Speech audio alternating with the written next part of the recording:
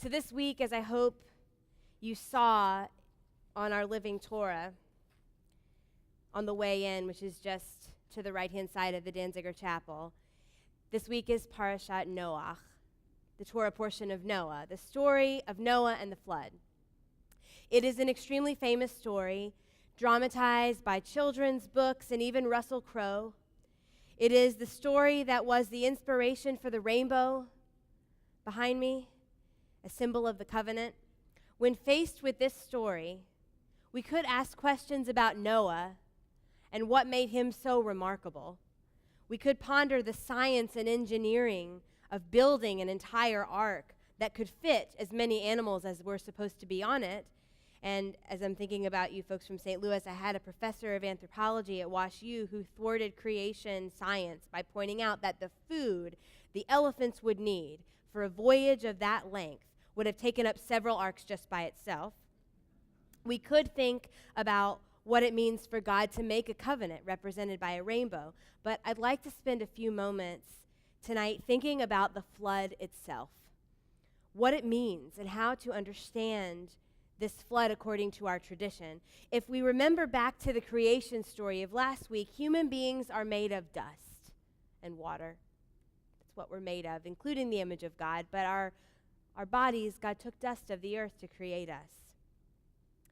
And just like kneading dough, Rashi, our commentator, says, we are kneaded by a divine baker, this dough of dust and water.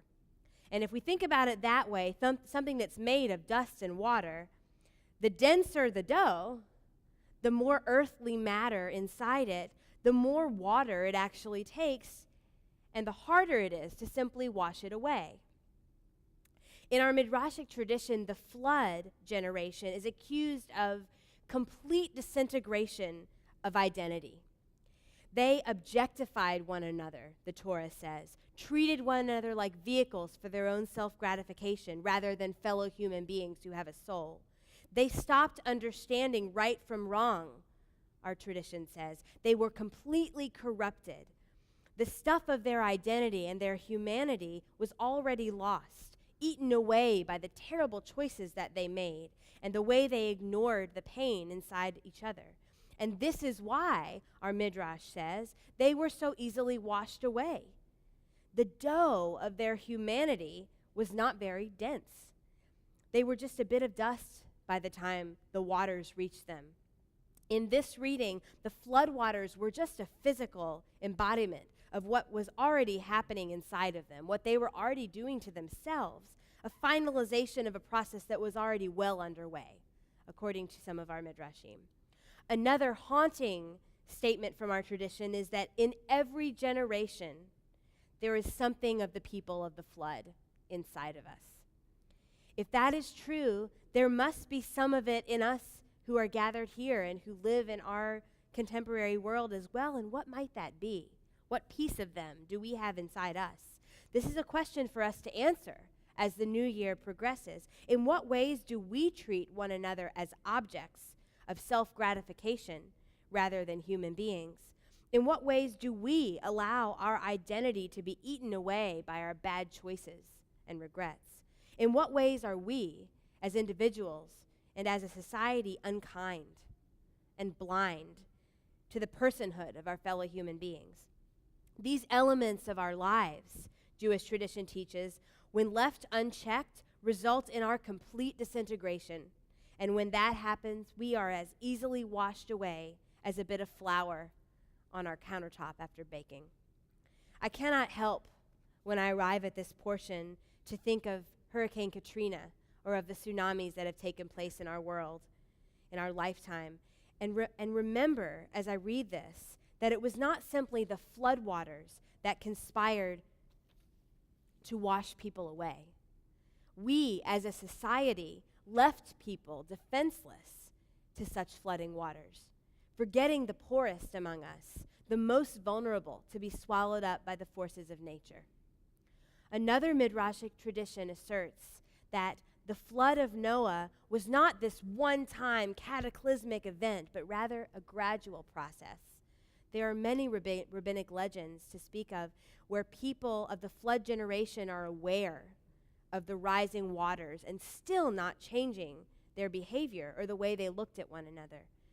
Whether or not this theme is implicitly in the Torah, it definitely exists in our Jewish tradition that came afterwards as a reminder that it is in our nature, as inheritors of that bit of the flood generation, to ignore the destructive behaviors of our society because that's a much easier route than taking them on. And our rabbis are teaching such ignorance is anything but bliss. No one comes out of the story of Noah joyful, not even Noah himself.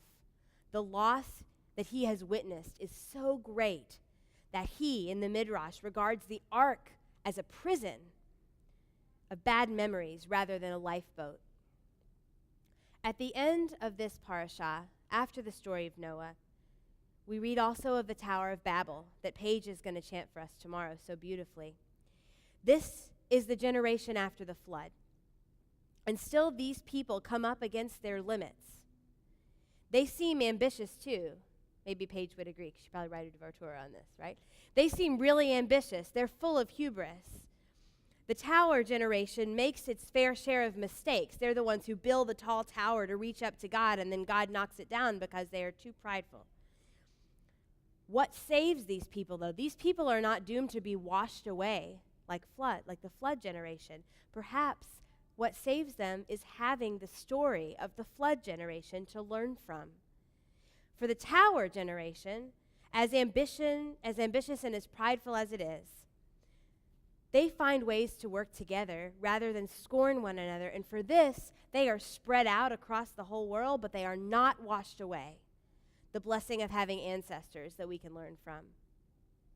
We all have a bit of the flood generation in us, but we have their story. We all probably have a bit of the tower generation in us too, but we have their story also. This part of Genesis, this pre-Abraham part of Genesis, is about people finding their humanity and their maturity slowly and through great trials and tribulations and errors. And so I just hope and pray that these stories caution us, but also comfort us as we continue along that same path toward humanity and maturity, and hopefully substance as well, so that we will be made of very tough stuff and not so easily washed away. Shabbat shalom.